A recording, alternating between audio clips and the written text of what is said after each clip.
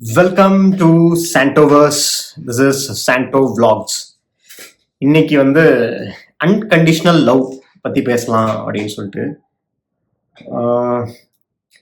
அப்படியே அந்த stray tax இஷ்யூவை வந்து கொஞ்சம் கனெக்ட் பண்ணி பேசலாம் அப்படின்னு சொல்லிட்டு. என்னன்னா, நம்ம ஏதாவது ஒரு இஷ்யூ வந்தாலே வந்து என்னன்னா ரெண்டு சைடு எடுத்தே ஆகணும், ரெண்டுல ஏதோ ஒரு சைடு எடுத்தே ஆகணுன்ற மாதிரி இருக்கு. எதர் நீங்க டாக் லவ்வரா இருக்கணும் இல்ல டாக் ஹேட்டரா இருக்கணும். நடுவில் ஒரு கிரே ஏரியா இருக்கு. அதையும் நம்ம சூஸ் பண்ணலான்றது வந்துட்டு நம்ம மைண்டுக்கு எட்ட மாட்டேங்குது. நம்ம அந்த மாதிரி எக்ஸ்ட்ரீமா கண்டிஷன் பண்ணியிருக்காங்களா இல்லை நம்ம ஆயிருக்கோம். ஏன்னா சி டாகை வந்து மொத்தமா தூக்கி அந்த ஷெல்டர்ல போடணுமான்னா தெரியல. அது கரெக்டானா அது டாகுக்கு நல்லதா இருக்குமான்னா அதுவும் தெரியல நம்மளுக்கு. ஏன்னா நம்ம நம்ம நம்ம என்னன்னா நம்ம தெருவில் இருக்கிற நாய்க்கு இல்ல அங்க வர நாய்க்கு 4 பிஸ்கெட்டை போட்டுட்டு நம்ம கடமை முடிஞ்சதுன்ட்டு அப்படின்ட்டு போயிருவோம்.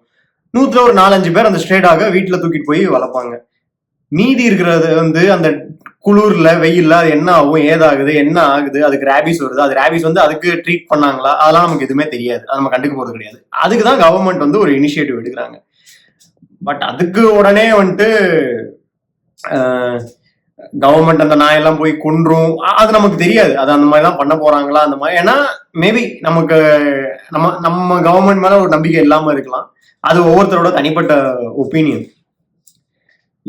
இன்னொரு பக்கம் பார்த்தா நாய் வந்து சின்ன குழந்தைங்களை கடிச்சு கொதறிக்கிட்டு இருக்குது. அந்த குழந்தை செத்தும் போறாங்க. லட்சக்கணக்கான பேர் ரேபிஸால எஃபெக்டும் ஆயிருக்காங்க. ஜஸ்ட் டாக் பைட்டால மட்டும் வந்து எஃபெக்ட் ஆனவங்களே எக்கச்சக்க லேக்ஸ்ல இருக்கு தமிழ்நாட்டுல மட்டும். இந்தியா வைடு எவ்வளோன்னு தெரியல எனக்கு. ஸோ சிச்சுவேஷன் இப்படி இருக்கும்போது நம்ம எதை வந்து நம்ம சூஸ் பண்ணணும்? நம்ம வந்து ரெண்டையுமே சூஸ் பண்ணணும். ஆமா, அந்த டாக்ஸ் வந்து குழந்தைங்கள துரத்துது, கடிக்குதானா? ஆமா, அது உண்மை. அப்ப அதுக்கும் ரிஃபைன் பண்ணணும். அதுக்கு நீ என்ன ஒரு வழியோ அதையும் பார்க்கணும். அட் த சேம் டைம் அந்த டாகுக்கு கொஞ்சம் கருணை காட்டணுமானா ஆமா, அந்த டாகுக்கு கருணையும் காட்டணும்.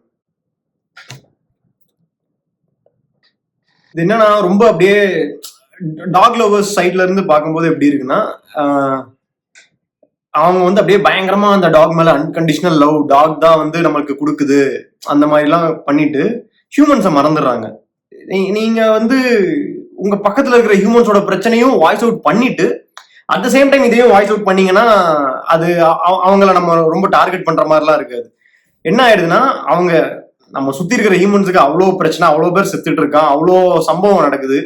அப்போல்லாம் அமைதியா இருந்துட்டு திடீர்னு ஒரு ஸ்ட்ரே டாக்ஸுக்கு பிரச்சனை அப்படிங்கும்போது நான் வந்து ஒரு பெரிய ஹியூமன் பீயிங், ஒரு ஹியூமனிடேரியன் கிரவுண்ட்ஸ்ல நான் அந்த டாகை பாக்குறேன் நான் அப்படி இப்படின்னு சொல்லும் போது ரொம்ப டவுட்ஃபுல்லா இருக்கு. அவங்களுக்கு நிஜமாலுமே ஒரு பிராணி மேல அவங்க அன்பு இருக்கா, ஒரு உயிரினம் மேல அன்பு இருக்கா, இல்ல பர்டிகுலர் உயிரினங்கள் மேல மட்டும் அவங்களுக்கு அன்பு இருக்கா? அன்பு செலுத்துறதுல அவங்க வந்து கொஞ்சம் மேல கீழே அப்படிலாம் பாக்குறாங்களா அப்படின்ற மாதிரிலாம் நமக்கு தேவையில்லாம தோணுது.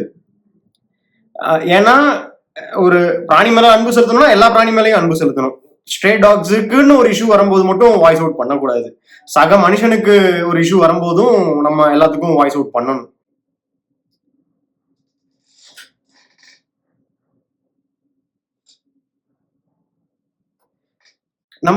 நம்ம ஒரு இஷ்யூவை, ஒரு விஷயத்துல ஒரு சம்பவம் நடக்கும்போது ஸ்ட்ராங்கா சப்போர்ட் பண்றதுனாலும் சரி, ஸ்ட்ராங்கா அப்போஸ் பண்றதுனாலும் சரி, எனக்கு தெரிஞ்ச வந்து ஆப்போசிட்ல இருக்கிற சைட்ல இருந்து கொஞ்சம் யோசிச்சுட்டு அதுக்கப்புறம் ஒரு முடிவை எடுத்தா இன்னும் கொஞ்சம் கிளியரா இருக்கும்னு நினைக்கிறேன்.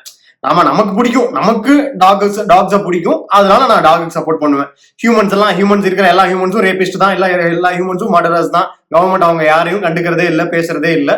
அதனால நான் டாக்ஸுக்கு சப்போர்ட் பண்ணிடுவேன். அது மாதிரி நான் வந்து என் தெருல ஒரு நாய் என்னை ஒரு தடவை துரத்திருச்சு, அதனால அவ்வளவுதான், நான் எல்லாம் கொன்றணும். ஒண்ணு இந்த எக்ஸ்ட்ரீம் எடுக்கிறாங்க, இல்ல அந்த எக்ஸ்ட்ரீம் எடுக்கிறாங்க. ரெண்டுக்கு நடுவுல எல்லா நாயும் துரத்தாது, எல்லா நாயும் கடிக்காது. அதே மாதிரி எல்லா ஹியூமன்ஸும் ரேபிஸ்ட் கிடையாதா, எல்லா ஹியூமன்ஸும் மர்டரர்ஸ் கிடையாதுடா.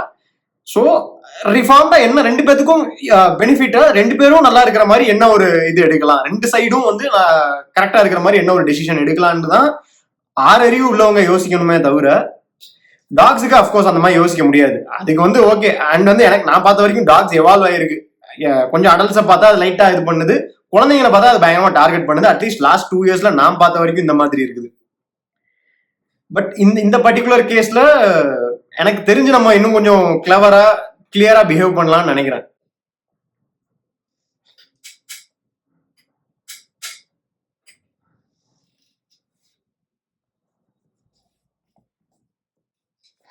அண்ட் இன்னொன்னு என்னன்னா, சில பேருக்கு நேச்சுரலா டாக்ஸ் பிடிக்கிற மாதிரி சில பேருக்கு நேச்சுரலா டாக்ஸ் பிடிக்காது.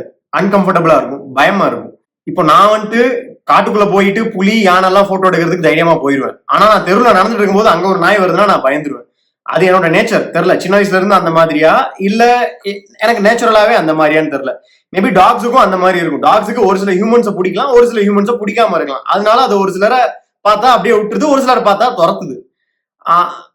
அத அத வந்து நம்ம எங்கேயுமே இதுதான் சரி இதுதான் தப்பு, டாக்ஸ் எல்லாம் கொன்றணும் இல்ல ஹியூமன்ஸ் எல்லாம் ஹியூமன்ஸ் வந்து நம்ம ஒழிச்சு கட்டிடணும், டாக்ஸுக்கு மட்டும் தான் அன்பு செலுத்தணும் அப்படி ரெண்டு ஸ்டாண்டுமே வந்து ரொம்ப தப்பு தான்.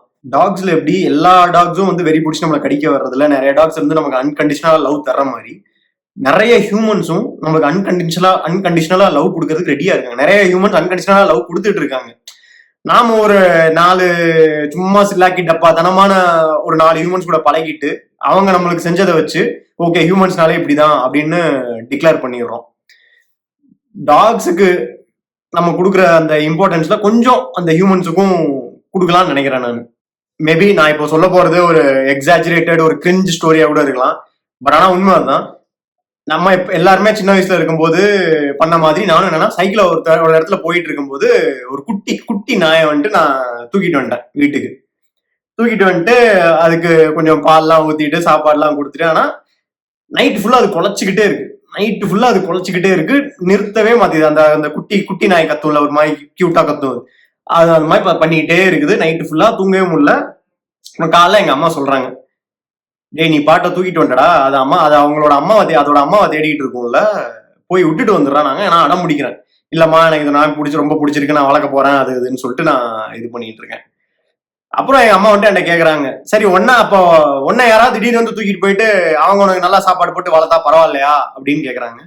எனக்கு அப்பதான் ஸ்ட்ரைக் ஆகுது, ஆமா நம்ம இன்னொரு பேரண்ட் டாக்ல இருந்து அந்த டாகை வந்து நம்ம தூக்கிட்டு வந்து நம்ம சுயநலத்துக்காக, அதாவது அந்த டாக் என் மேல ஒரு அன்கண்டிஷனல் லவ் காமிக்கும், நான் வந்து ஹியூமன்ஸ்லாம் அப்படியே அவாய்ட் பண்ணிட்டு அந்த நாய் கூட என்னோட ஜாய்க்காக நான் அந்த நாயை தூக்கிட்டு வந்துட்டேன் அப்படிங்கிறது வந்து அது எவ்வளவு குரூயலான விஷயம். ஜஸ்ட் பிகாஸ் நம்ம சந்தோஷத்துக்காக ஒரு நாயை அதோட அம்மாட்ட இருந்து பிரிச்சுட்டு வந்து நான் வளர்க்க போறேன் அப்படிங்கிறது எவ்வளவு குரூயலான விஷயங்கிறது எனக்கு அப்பதான் ஸ்ட்ரைக் ஆகுது. அப்போ இருந்தே ஓகே எனக்கு பெட்ஸ் அவ்வளோ கேட்ஸ் இருக்கட்டும் டாக்ஸ் இருக்கட்டும் அது என்னை சுத்தி இருக்கட்டும், ஆனா நான் வளர்க்கறதுக்கு வந்துட்டு எனக்கு எனக்கு நேச்சுரலா எனக்கு அது அவ்வளவு கம்ஃபர்டபுளா இல்லை. அதனால நான் அதை ஹேட் பண்றேன்னா கிடையாது. ஆனா அது என்னைய துரத்துது, என்னை சுத்தி இருக்கிறவங்கள அது கடிக்குது, என் குழந்தையவோ இல்ல என் அக்கா பையனோ இல்ல யாராவது அது கடிக்குது அப்படின்னா அதுக்கு நான் டெஃபினட்டா ஆக்ஷன் எடுப்பேன்.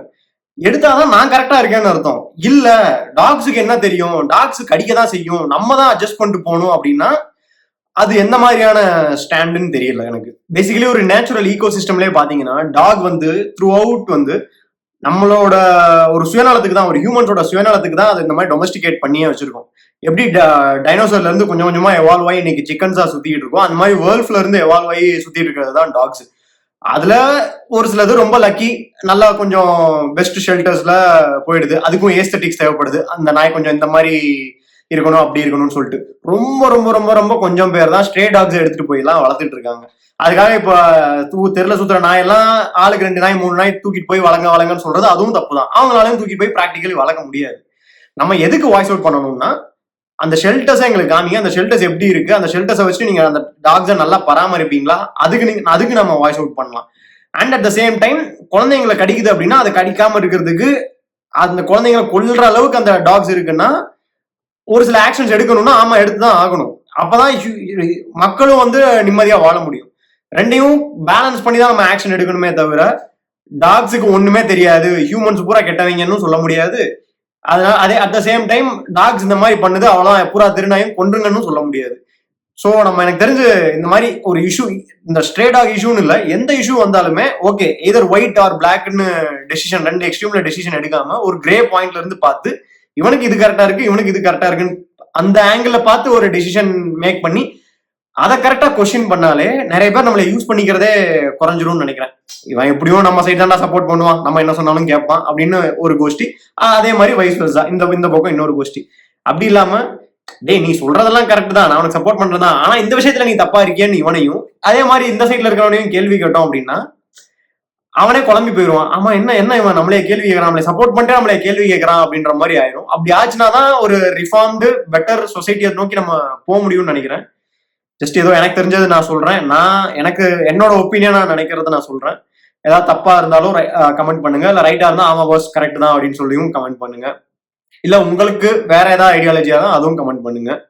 ஸோ அவ்வளோதான் இன்னைக்கு ஸ்ட்ரே டாக்ஸ் அன்கண்டிஷனல் லவ் பத்தி கொஞ்சம் டிஸ்கஸ் பண்ணணும்னு நினைச்சேன், சொல்லிட்டேன். ஒன்னே ஒண்ணுதான், நீங்க டாக் மேல காட்டுற அந்த ஒரு அன்பை மனுஷங்க மேலேயும் காட்டினா நல்லா இருக்கும். That's it. Thank you. Bye bye.